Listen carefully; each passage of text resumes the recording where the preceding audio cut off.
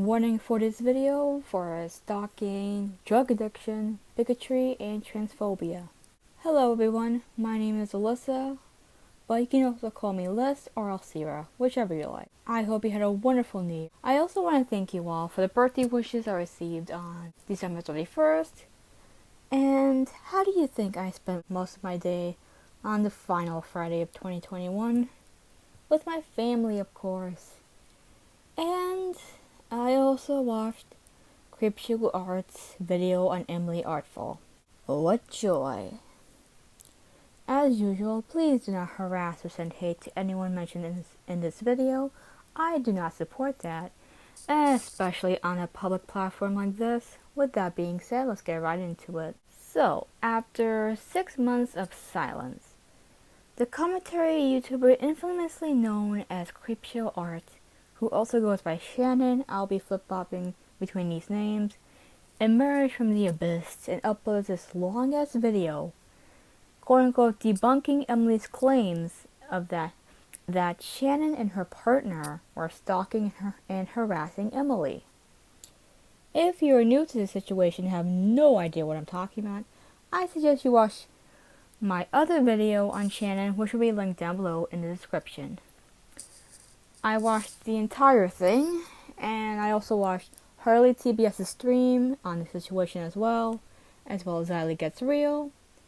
I know that knowing Creepshow Art has emerged from the shadows will strike a lot of old wounds, and if you're uncomfortable with that fact, I suggest that you refrain from watching this video. Trust me, a lot of us did not expect this, but some of us knew she would come back. I also wanted to point out that I saw her Instagram story, which is how I found out that she uploaded the video, and that she stated that she would not be returning to YouTube, and that this video was suggested by her lawyer. Not really good advice, to be honest, but let's get to the video. First off, she links everything in the description and the pinned comment, including a Google Doc, which is accessible in the pinned comment, not the description. To summarize the whole video, Creepshow Art, aka Shannon, is a stalker. The few things that pissed me off and concerned me about this video was that 1, Shannon didn't bother censoring Emily's legal name, and 2, she has archived posts that were either deleted or private from over 10 years ago. Some of which had an old layout of YouTube. Like, what in the fuck? Why do you have posts from over 10 years ago that aren't even fucking relevant? Hell, she even dedicated an entire chapter to a bunch of guys getting mad over Emily in the bathtub. What are you proving, my guy? There are also several chapters that are really irrelevant to the situation at hand, and one that really ticked me off was Shannon questioning Emily's sobriety date. Dude, who fucking cares?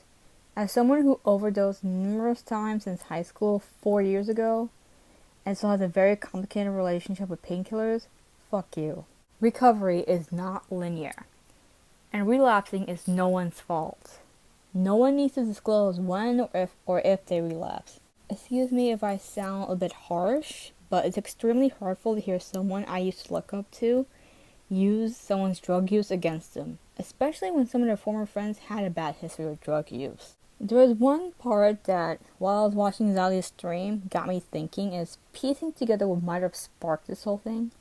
Context. Part 14, Shannon mentions a Facebook conversation between her and her now husband Anthony concerning a certain review she made on a store that Emily's ex-boyfriend worked at. The review was made on July 14, 2015. As Shannon claims in the video, apparently Emily told Anthony that she hates Shannon because of that review, and Shannon and Anthony start talking. I'll play the conversation. So class, what did we observe from that conversation? Let's touch on this for a bit. You are connected to her in some way. This speaks volumes, and the fact that Shannon didn't see this doesn't surprise me. I'm not accusing anyone of anything, and I'm just speaking what I'm seeing and hearing. I believe that Anthony may have groomed Shannon into having a strong dislike of Emily. So much so that Shannon has nearly an entire history of Emily's digital life. This is merely my belief. Shannon also addresses the enigma Amy, who, if we remember from Shannon's community post or even her video where she states that she was stalked for 8 years by a woman, was an alias for that woman in question to protect her identity. But now Shannon is telling us that she met Amy online in middle school, even showing emails from way back in 2006. So is Amy real, or is she still an alias for a woman whose identity you're trying to protect? I mean, you certainly had no problem revealing Emily's legal name and her child, for God's sake.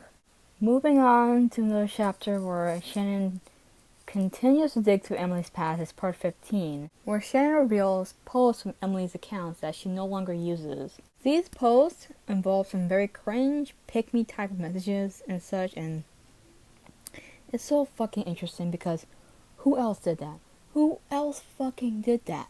To her own former friends that she love-bombed the fuck out of. Oh, that's fucking right, and the admins called you out. The same place where you dox your sibling, which by the way I'll be discussing later, and had arguments with yourself? I'll put them side by side if my program is being nice today. While we're on the topic of the pot calling the kettle black, you're questioning and shaming Emily for being homeless. When you push that fact that you were homeless in almost every single video made on your channel, not bothering to tell us how or why you became homeless. So I mentioned that Shannon doxed her sibling, and she featured that sibling in this video in a chapter that features their dead name, I believe, while also misgendering them and revealing the college they went to. I'm not going to name the sibling, but they go by they, them pronouns. How should I approach this? Because it's really pissing me the hell off. Too much I want to say about this, but I feel like it's not enough. Shannon, Creepshow Art, how fucking dare you? I get that there was family drama, I won't dwell too much on that, or the shit they did in college. But this part was so unnecessary and should have been handled privately or in a different video. This whole video was a fucking mess. The gray background, the speed at which the conversation was moving between Shannon and Anthony, the repetition and regurgitation, good God, and I thought I was worse. And I script and edit everything on my videos. As I've said in my previous video on Creepshow Art, I regret not seeing the red flags sooner or even catching on to her behavior sooner. I also regret giving her money because I felt like I was contributing to a struggling artist who brag. You know what? Watch the previous video. I say a lot of shit on there. Shannon's video was also poorly edited with even a TikTok automated female voice on there. Like, this was one hell of a fever dream, and I had my booster on the 30th, so you know what kind of trip that was when I was watching this video. So, do I think Creepshow Art is making a comeback to YouTube? That's questionable. I feel like she'll pop up here and there, talking shit about her former friends that she love-bombed talk shit about on Locale. But maybe not as Creepshow Art, but probably there's some other alias that's quite distinguishable and similar to Creepshow Art. I mean, she tried to get away with it in Locale, you know what I mean, my dude? My afterthoughts. This is a section where I discuss topics that I did not discuss in the video itself, but I felt it was important enough to discuss it here. Overall, the video was dog shit. It didn't prove anything other than Emily's claims that Shannon is a stalker, and I'm looking at Shannon's description. The Google Docs link doesn't work. It works in the pinned comment. And a lot of the links that she put down in the description, they don't even work because she purposely, like, edited out the URL with, like, the white ellipses.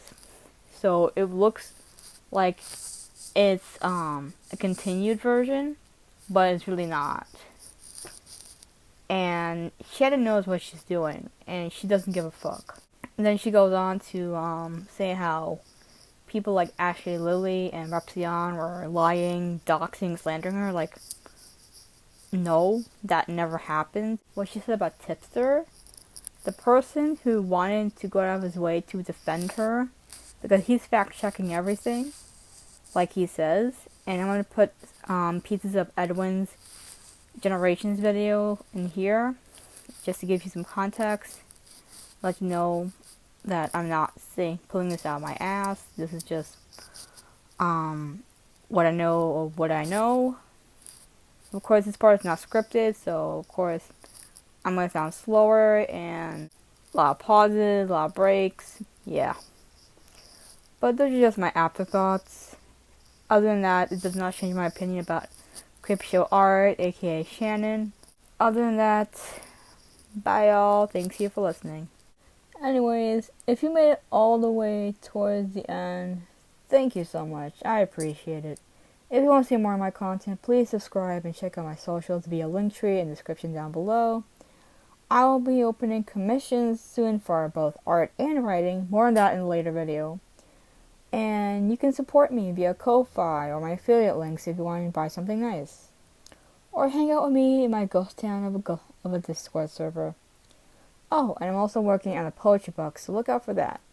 With that being said, be hydrated, get vax boosted if you haven't already, stay vax, and have a wonderful day or night. Bye!